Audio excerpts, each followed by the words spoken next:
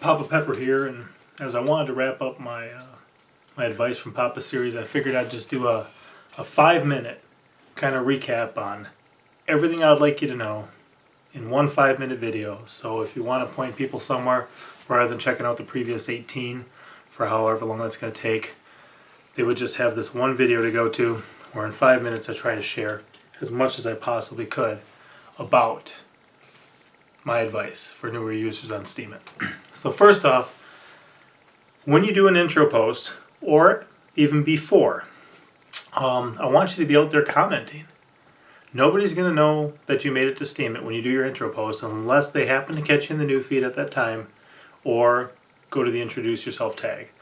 If they're not doing that, they're not going to know that you exist. So if you get out there and you mix it up with people, you check out things you like, whether it's photography, art, whatever it may be, philosophy. Check out what people are posting and read their posts, and then make some thoughtful comments, something that's going to intrigue them to come check you out. When you do your intro post, if you're not doing an anonymous account, I'd recommend taking a picture with your face, holding up a sign that says Steemit, that says the date, and then that says your username. And you're saying, here I am, I'm joining Steemit, this is my username, this is when I'm joining. That's kind of a verification. If you're doing an anonymous account, obviously you don't have to do that. But if you don't mind showing your face, I would strongly recommend that. Now, as you get started, after you do your intro post, well, even with your intro post, include an image on all your posts if you're able to. On your intro post, that'd be a good one to have for your intro image. As well, give us a little taste of who you are.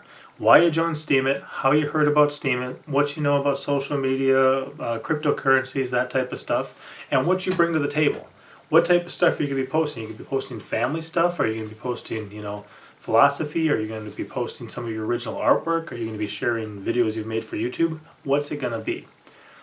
As you start then, I would recommend trying to be consistent and on a consistent basis put out quality content.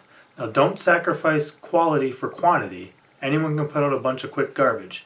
But what you need to be doing is to put out some quality content on a consistent basis. As you begin, don't compare yourself to others. You may say, hey, this guy makes $40 almost every time he posts. And you compare yourself to him. You may say, hey, these people make hundreds. Don't do that. Compare yourself to yourself. Often you'll get a good welcome to the community with your introduction post perhaps, and then things will kind of slack off for a bit and you'll need to build your way back up as far as post payouts go. So see if you're doing better this week than you were last week. Are you getting more views? Are you getting more followers? Are you getting more comments? Has your payout, increased at all over time? As well, have realistic expectations. Nobody else probably has ever paid you much before.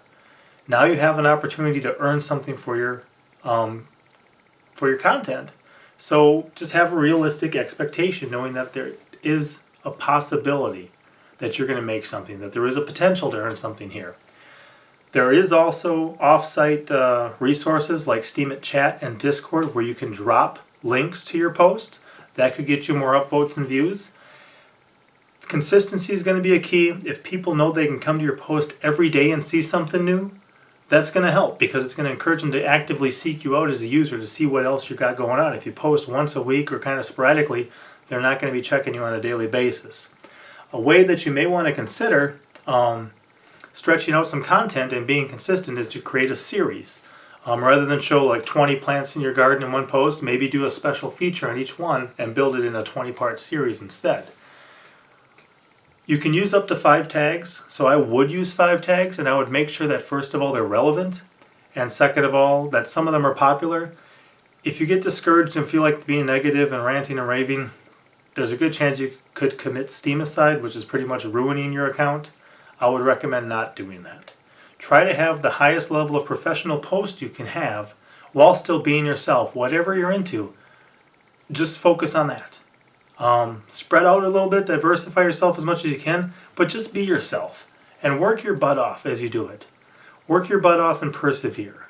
If you're sharing non-original content, whether it's a video or something from a news site, make sure to add some of your own thoughts about it, share why you're sharing it, and you may want to be encouraging and positive in your posts. People are going to shy away from negativity. The world's discouraging enough.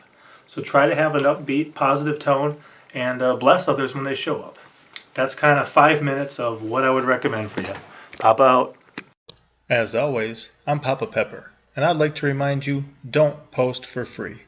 If you'd like to be part of a revolution in social media, an economic power to the people where users can actually blog for cryptocurrency, then I'd recommend that you check out Steemit.com and join the revolution. Papa out.